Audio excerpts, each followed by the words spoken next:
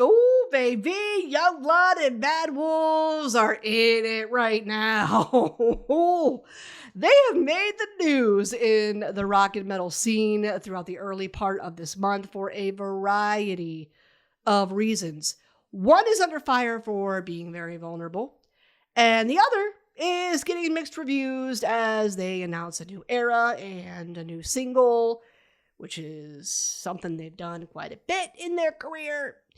And they're each experiencing two different scenarios right now, but I do think that they have one thing in common. They're both dealing with questions of legitimacy, continuity, and audience expectations. They're weighing all of this right now. And I feel like they are caught between two audiences, one that supports them and one that doesn't. And those audiences are debating in real time, publicly, online, where they belong. So today, I want to try and look at that and analyze what I will call the invisible contract that is between artist and fans, and whether or not we should be taking this whole thing as seriously as we do. What makes a fan form these convictions, and why do they defend them so vigorously? Let's take a look. First and foremost, I have been extremely transparent about the fact that I am a fan first. I am a music fan. And what's hard for me to wrap my head around is the extremes that we see with fan behaviors sometimes. What I have landed on, though, after some thought, is that I'm never going to totally understand fan behavior. Because that parasocial relationship, whoo, the one that fans can have with artists is very personal to that fan. And I mean this literally. That is part of their person. That is their personal experience. It is what is happening in their head, not this head, mine. I'm not there, so I'm not going to understand. And I'm going to stop trying to understand. My fandom experience has always been keeping things positive, keep giving artists their space. I don't throw things on stage. I don't try to take the stage when someone else is on it. No, I don't have time for that. I don't have time for hate comments at all. And yes, I will admit to asking for selfies with artists if I happen to be in the same area. But overall, I usually admire the whole thing from afar and then talk about it with you later. But it really bothered me seeing Yungblud get some hate online for opening up and being really vulnerable about where his headspace has been lately. Did you see this? We're going to get into the video and the Instagram post.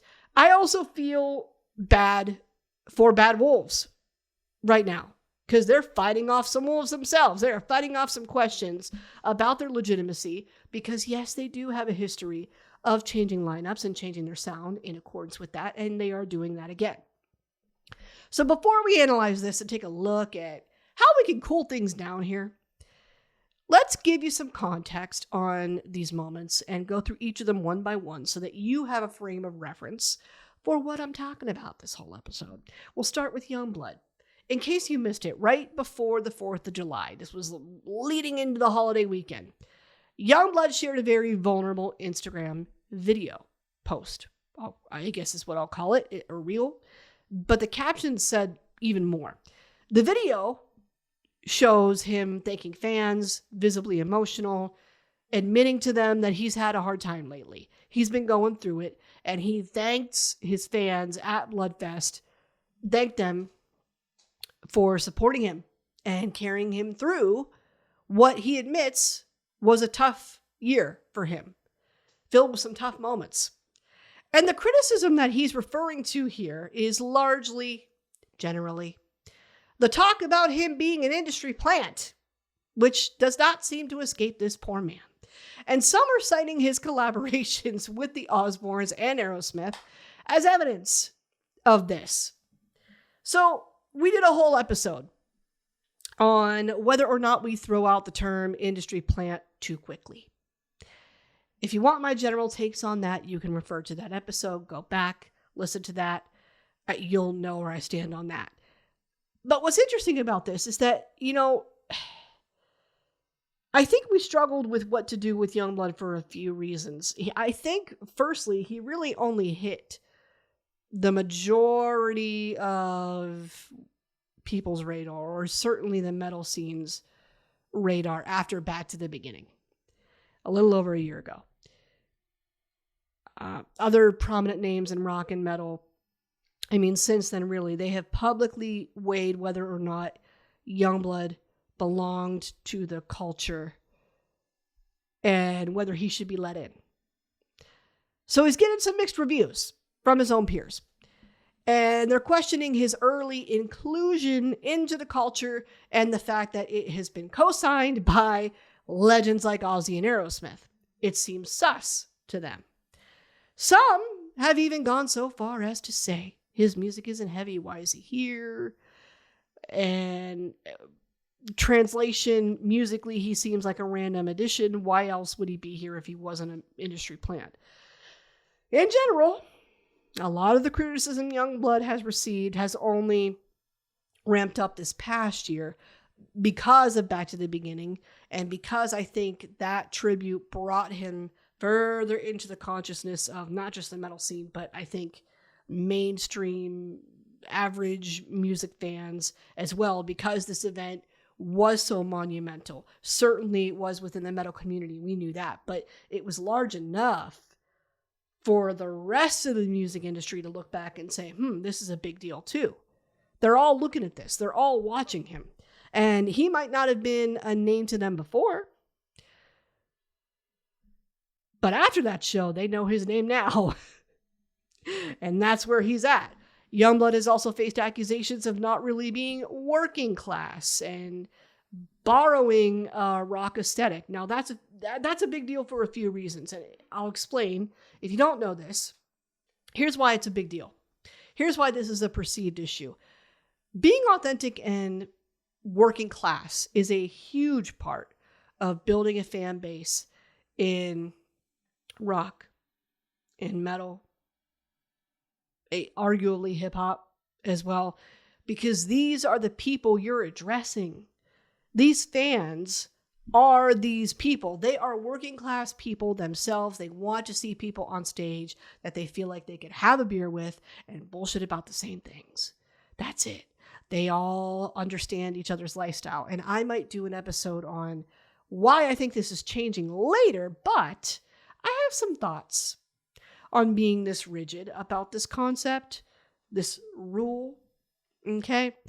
But sticking to the task at hand, this instance is evidence that we still feel a type of way about this. There are some in the community that still subscribe to this being a must. And I'm not going to get into whether I think Yungblud is or isn't working class, because I think that term is defined differently when you compare the US and the UK.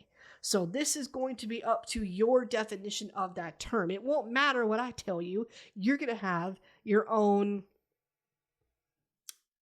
criteria for what gets that label. Like the US, we tend to take the more literal economic definition of working class on blue collar job versus white collar job. We're talking about income.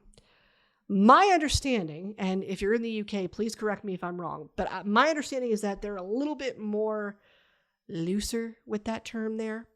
They use that to encompass social class, education, what part of the UK that they're from, family history. I mean, for them, that term goes beyond income.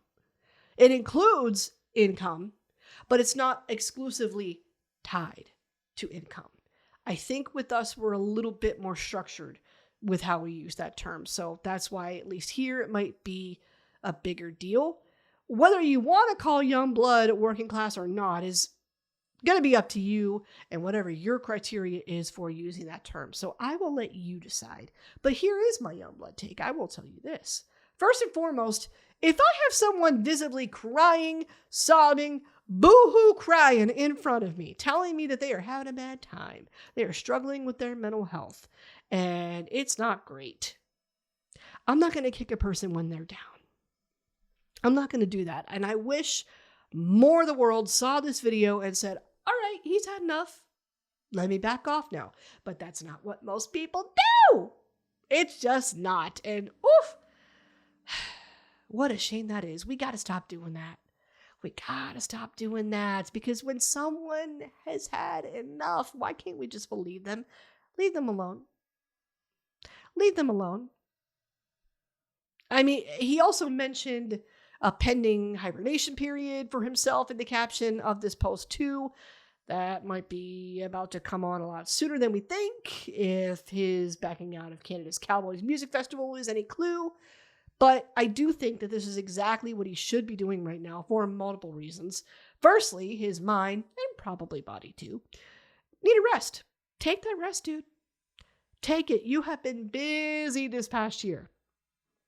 You have spent time supporting the Osbournes just during what was a very heavy year for them, personally and professionally. You've recorded an EP with Aerosmith, all while prepping and performing your own tour with Bloodfest, and being somewhere in the middle of all of this. And I think he can use this time to process what has happened this past year and really decide musically and culturally, where does he want to be? If I were on his team, I would tell him, all right, you got everybody's attention now. What do you want to do with it? What do you want to do with it? And just encourage further introspection and finding his own voice. Does he want to lean heavier? Does he want to stay more pop punk? Has he had a taste of the metal world and want to change things in response to that? I think it's appropriate to say, hey, here's what I learned from that experience, and this is how I want to move forward with that in mind. Yungblud has always seemed to me like someone who wants to experience life. And those choices I know might confuse fans, but hey, if the Osbournes call, if Aerosmith calls, wouldn't you answer? I bet you would, my friend, again and again and again. I would if it were me. I can't blame him. His case also has me asking, like, who decides whether someone belongs in heavy music? And what is the universally agreed on criteria for all that? Why do people keep needing this man to prove that he belongs? Are we now going to ask every artist to prove they belong? In some ways, I think that we do. Sometimes there are some people that are that hardcore that I think they do. I really do. But how do we do that in today's world, which is full of genre blending and audience crossover? Like, is that allowed anymore? Like, how are we going to keep tabs on this if we're doing different things? And this might have been the thing that bit Yungblud in the ass a little bit, because it feels like some of the metal audience didn't know why he was in their space or what to do with them.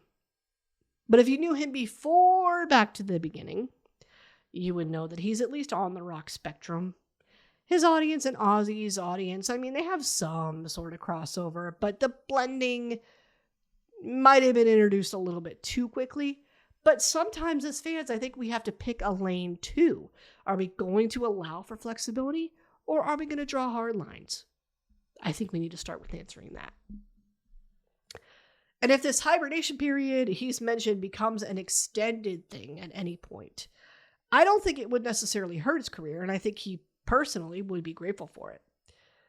And he should treat that moment the same way Queen Lola Young did. Here's what I mean by that. Lola was very transparent about what happened with her right around a big album release for her this past fall, like almost a year ago in September. Horrible timing. But sometimes that is how life is. You can get hit at a breaking point or the pinnacle of it, you know, right in the middle of a lot of work that you've put in to do this. Like, sometimes it can just hit, and that happened to her. I understand how that happens, and I feel for her. I empathize with that situation. But I think she handled this the right way. So step one, he's already completed there if he's following her playbook. She also announced a break officially and then came back with a new single when she returned. And that is how you do a hibernation period, with transparency and a little gift when you return saying, hey, thanks for waiting, in the form of new music. Lola nailed it. I think she did. She was patient with herself. Thankfully, her fans were, I think, cool and patient with her as well. And I think we can give him the same courtesy. Bad Wolves. Let's move on to them, because I promised we were going to talk about them this episode too. In the meantime, while all this is going on, Bad Wolves have announced a new era with their new singer, Sarah Killboy Skinner, who is a treat to follow on Instagram, by the way, for a variety of reasons. Oh my goodness. And they topped all this news off with a newly released single to celebrate called Paint It Red. By the way, I think it rips. I do enjoy it. I reacted to this video. It's up on YouTube. And I said that the single and video for it are the perfect way, lyrically and visually, to hammer home that we are out with the old, in with the new, baby. We are ready. We are ready. We made that really obvious with this. And for me, that's what made this transition work. I'm fine with a lineup change if you're making it extremely obvious that that's what's happening. So lyrically and visually, if you are announcing a new era and you are smashing the old one to bits, and they are doing this in this video, smashing the old one to hell in that music video, it does not get more literal than that. So to me, there shouldn't be any more questions about what they're doing here. But the issue that some fans have isn't legitimacy. It's continuity in their case. And I'm hoping that the imagery, the writing, I hope that that's going to reestablish a stable connection with fans. And I think it will. Continuity is something that heavy music fans very much value and especially demand. So if they continue doing what they started now, don't change the plan now. You started, you made the launch. We know what to expect now. Keep going. I think their situation can be rectified, and it can also be broken down a little bit more simply than what's going on with Yungblud. I mean, this comes down to multiple vocalists being confusing for everybody, musical shifts that fans are trying to get a hold on to. I mean, it's got fans wondering about a lot of things. Maybe they're wondering, when does a band stop being a band? What is a band's identity? And is a band's identity the singer? We got to ask those questions. Is it the songwriting? Is it the remaining members? Is that what makes a band? Or is it just simply the name? Is that enough? I mean, at this point, if you're a Bad Wolves fan, I think you expect change. And you better be the kind of person that can embrace it at this point, because you should know by now that change is part of what they do. So it's kind of a blessing and a curse. They can change knowing fans will likely expect it. But if they change too much, they kind of risk having to start all over again. So it's really going to be interesting to see how they move next. Is there such a thing as too many strikes and you're out with a band? I don't know. I mean, I saw some online go so far as to say they should hang it up. This is the third attempt at making Bad Wolves a thing with a new singer. Why try again? Now, when it comes to music, I don't believe in a 3 strikes you're out mentality. I don't subscribe to that. It's music. For me, it's not that serious. But I'm willing to let an artist do what they do. I'm willing to make my own mind up on what is presented to me. Keep that to myself. It is just that simple. And I would rather see somebody with passion on stage trying something new for the millionth time that they still have a passion for, than somebody bored by doing the same thing over and over and over again. I like seeing fresh faces. Sarah is going to be a fun, fresh face. At the time that I'm recording this, she still has her Killboy Zoo account on Instagram that she just made because her original Killboy account was banned, probably because of the title, but she ended up getting it back in a different way. The whole thing was weird. But anyway, this zoo account is a blast. It is fun. I am not super into reptiles per se, but I like seeing a person enjoy animals because to me, that interaction between animal and human is so sacred and so precious. And when you build a bond, it says something. If someone vibes with animals, I'm probably going to get along with them. I'm just going to say it. So I like when they reveal that part of their life. It's cool. There's confliction in all of this. I mean, what we're finding in the case of both Yungblud and Bad Wolves is that they are competing and conflicting everywhere. There's competing and conflicting expectations, really, among fans. And these expectations are going to change with each music genre and their fan base, too. And it can be impossible to please everybody. Well, really impossible on both ends. It can be impossible for the artist, and it can be impossible for the fans. Because I think artists here, don't repeat yourself, but also don't change too much.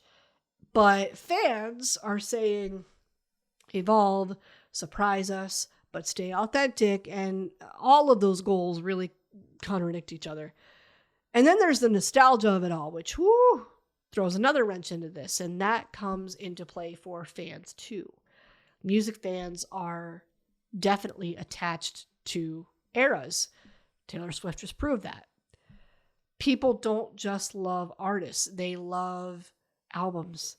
They love lineups. They love aesthetics. They love periods of life. They like where that moment in time took them, and they enjoy revisiting that. Sometimes, I think sometimes fans aren't mourning the artist personally when there's a change. They're mourning the perceived loss of who that artist was when they first heard them, or what was happening at that moment in time. And I know that some fans feel like they're entering an unspoken contract, if you will, with an artist where fans might think, I know who you are. And then when an artist switches things up, fans don't necessarily think the music changed. They think you broke the agreement because you're not what I originally bought into. And that is why those reactions become very emotional and sometimes visceral. It gets deep. So here's my final thoughts on the whole thing. Who decides really whether an artist belongs in rock? How much should fans influence an artist's direction? Can an artist reinvent themselves without alienating people? When does a lineup change become a completely different band? Do we judge artists differently if they become successful too quickly? Are fans protecting a genre or gatekeeping it? And how do we navigate all of this, again, in a world where blending genres and audiences, knowing they're not the same, and won't have the same expectations? Like, how does that all work? Because the moment fans define an artist, every future decision that artist makes becomes a test. Stay the same, you're stale. You change too much, you've lost yourself. So somewhere in between is where almost every modern artist is trying to exist. So how about this, fans? Let's give them the space to figure that out. And let's make our own decisions for ourselves without being dicks about it on what it is that they're doing. And just let everybody live. That's where I'm at with this. I've said too much. I'll see you next time. Bye.